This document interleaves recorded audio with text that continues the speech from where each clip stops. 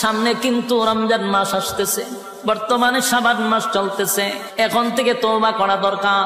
আল্লাহ আপনার হুকুম যা লঙ্ঘন করছি, তাম জিন্দেগির গুনার বোঝা মাথায় লইয়া নজুলে রহমতের সময় যদি চোখের পানি গুলো ছেড়ে দিয়া কান্দেন আর বলেন, মালিক জীবনের সব গুনার উপরে লজ্জিত, আল্লাহ এতদিন আপনার হুকুম পালন করি নাই, আল্লাহ শয়তানের ওয়াসওয়াসায় পড়ে করছি গো, আপনি মাফ করে দেন।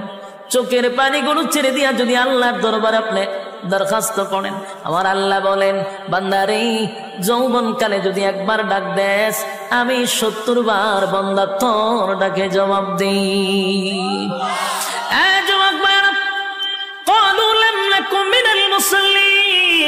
যারা দুনিয়ার জমিনে মুসল্লি ছিল না, তারাই তো জাহান্নামী, এক নম্বরে জাহান্নামে যাওয়ার কারণ। আল্লাহ